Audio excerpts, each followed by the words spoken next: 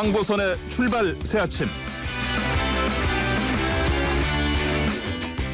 8월 24일 오전 8시 정각입니다. 이 시각 가장 많은 관심 받는 뉴스 만관뉴 이현웅 아나운서와 함께합니다. 안녕하십니까? 네, 안녕하십니까. 이현웅입니다. 첫 번째 만관뉴 주십시오. 네, 수술실 CCTV 설치법 법안 소위 통과 내용입니다. 아하, 이거 오래 걸렸는데 결국 통과됐군요? 예, 맞습니다. 어제 이제 국회 보건복지위원회 법안 소위를 통과했는데요. 오늘 법제사법위원회를 거쳐서 내일 본회의에서 처리될 전망입니다. 예. 말씀하신 대로 그동안 이 법안을 두고 정말 의견이 분분했는데 어느 정도 조율점을 좀 찾아서 통과하게 됐습니다. 조율점이라. 그럼 이게 상임위에서 여야가 일단 합의를 했다. 예. 이렇게 보면 되겠네요? 맞습니다. 그 세부 좀 안을 보면요. 환자나 환자 보호자가 요청하는 경우에 이제 촬영과 녹화를 하게 되고요. 예. 기본적으로는 녹음은 사용할 수 없지만 환자와 의료진이 모두 동의하면 녹음까지도 가능합니다.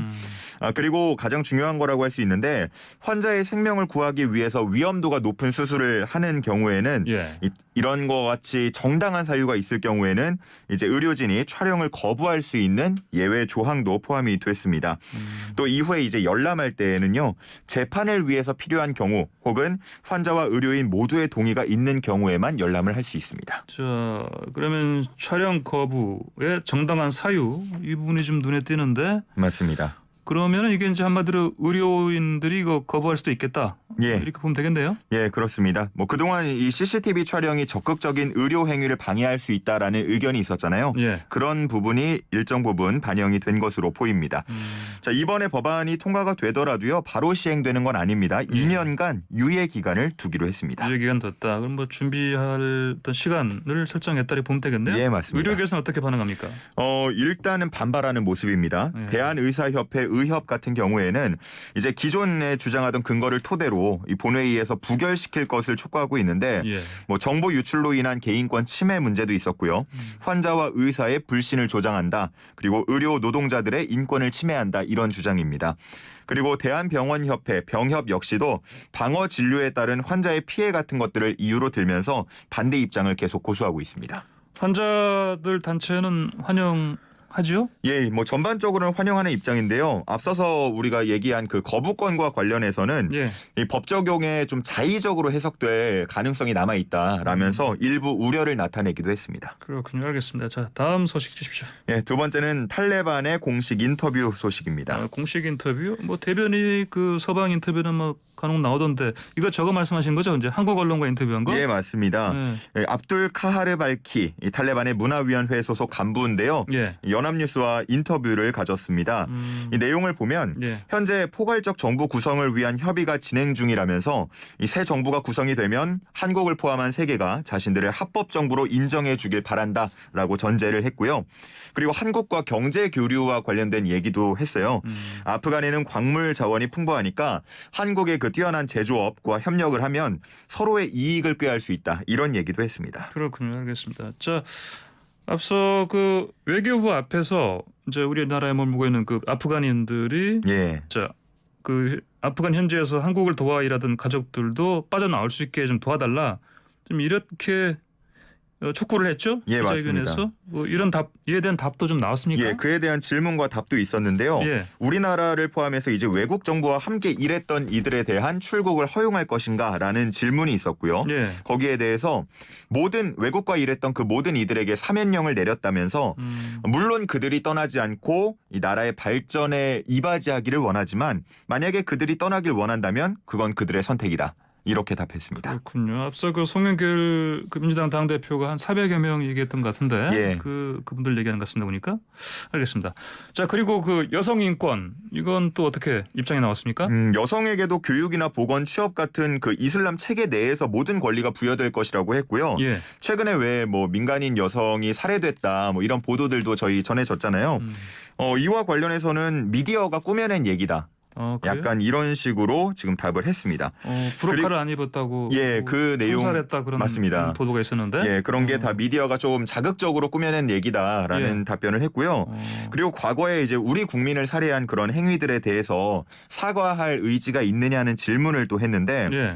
자결권에 따라 우리 권리를 방어할 수밖에 없었다라면서 조금 모호한 그런 답변을 내놓고 대답을 회피하는 모습이었습니다. 그래요. 알겠습니다. 자, 다음 만간 주십시오. 예, 세 번째는요. 월드컵 최종 예선 나설 벤투호 명단 발표입니다. 예, 또 명단하면 또 손흥민 선수 들어가 있느냐? 예. 이걸 많이들 보는데 어떻게 맞습니다. 들어가 있습니까? 손흥민 선수가 최근에 이제 부상 좀 소식이 있는데 예. 그럼에도 불구하고 손흥민 선수를 포함해서 황의조, 황희찬, 이재성, 김민재 선수 같은 해외파는 대부분 포함이 됐습니다. 예. 그리고 도쿄올림픽 멤버인 이동경, 송민규 선수도 포함이 됐고요.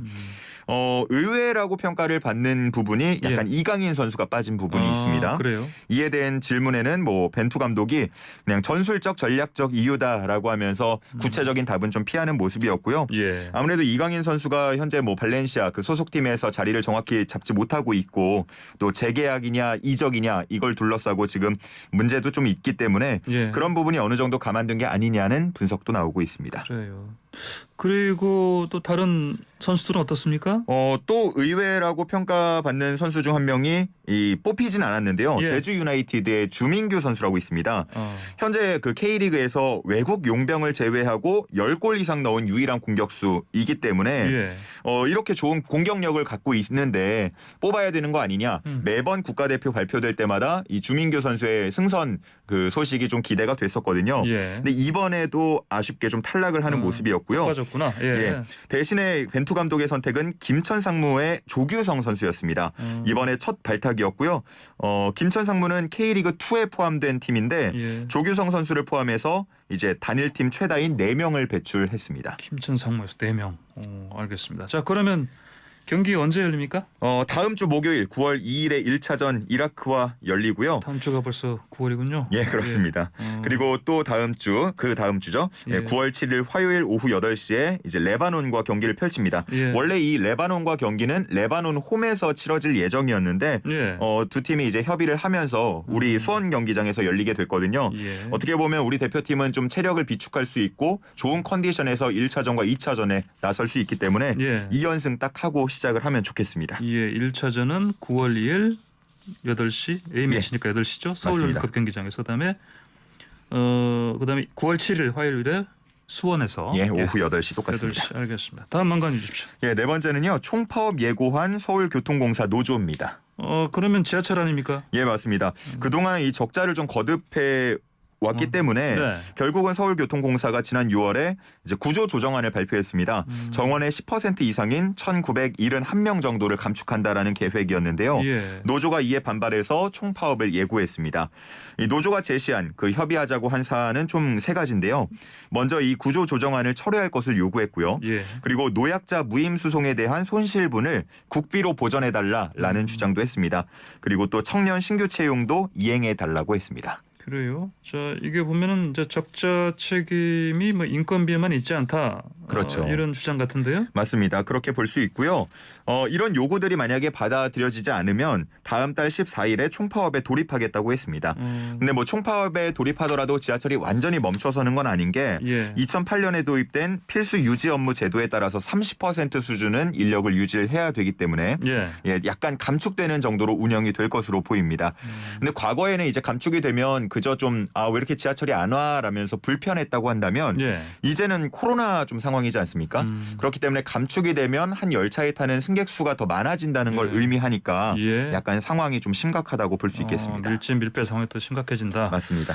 알겠습니다. 근데 지금 서울만이 아니고 다른 데서도 파업한다고 들었는데. 예, 맞습니다. 어제 오전에 열렸던 기자회견은 예. 전국 6대 도시철도 노조의 투쟁 선포 기자회견이었습니다. 예. 서울 포함해서요. 인천, 대전, 대구, 부산, 광주가 모두 포함이 됐습니다.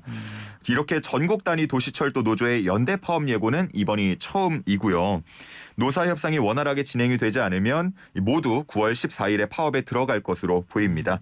지난 7월에 노사 그 협상이 결렬된 이후에 지금까지 대화가 이루어지지 않고 있거든요. 예. 그러다 보니까 이 극적 타결 가능성도 좀 낮지 않느냐 이런 그래요. 평가들 나오고 있어서 좀 우려가 커지고 있습니다. 심각하네요. 알겠습니다. 오늘의 많은 관유 여기까지 듣겠습니다. 고맙습니다. 네, 감사합니다.